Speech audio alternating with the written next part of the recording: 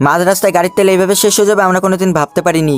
বিষয়টা একটু ব্যাখ্যা করবেন? তো চলো বিষয়টা ব্যাখ্যা করা যাক। হঠাৎ করে শোভনদা বলে নাকি তার সাথে নাকি বাগদা যেতে হবে, সেই জন্য আমি অনিমেষ দা শোভনদা একসাথে বেরিয়ে পড়লাম বাগদার দিকে। আমরা আসছি হচ্ছে বাগদা ভিডিও অফিসে। শোভনদা কি কাজ করবে শোভনদার কাছে শোনাতে, শোভনদা বলে নাকি তার আধার কার্ডে কি প্রবলেম হয়েছে। এইখানে অফিসে কথা বলার পরে আমরা চলে আসলাম আধার কার্ড অফিসে। ওইখান থেকে আমরা আধার কার্ড নিয়ে বাড়ির দিকে বেরিয়ে পড়লাম। শোভনদা হঠাৎ করে বললো তার স্কুটিতে কতটা তেল ধরে তাই আজকে চেক করা হবে, সেই জন্য আমাদের গাড়ির তেলটা এখন পুরো শেষ করতে হবে। তাই আমরা ওইখানে একটা দোকান থেকে একটা পাইপ নিয়ে তেলটা সব বের করে নিলাম। আর শোভনদা তো তেল বের করছে না জুস খাচ্ছে, সেটা কিছুই বোঝা যাচ্ছে না। তারপরে আমরা পাশের একটা পেট্রোল পাম্পে আসলাম আর ওইখান থেকে আমরা তেল ভরা শুরু করে দিলাম। মিটারে কাটা যত উঠছে আমার বুকে তত প্রেসারটা বাড়ছে, কেন কি শোভনদা বলেছে আজকে নাকি সব টাকা আমারই দিতে হবে। এই তেল ভরার পরে বুঝতে পারলাম ট্যাঙ্কিতে 5 লিটার তেল ভরে আর সব টাকা আমারই দিতে হলো। যেহেতু আমরা সকাল থেকে কিছু খাইনি তাই শোভনদা বললো নাকি তাকে এখন মুড়ি মাখিয়ে দিতে হবে। আর শেষ পর্যন্ত বলির বকরা আমিই হলাম। আর মুড়ি মাখানো হয়ে যাওয়ার পর ওদের দিয়ে দিলাম আর সবাই এক এক করে খেয়ে নিল। আর তোমরা এখনো যারা যারা চ্যানেলটাকে সাবস্ক্রাইব করোনি চ্যানেলটাকে সাবস্ক্রাইব করে নাও।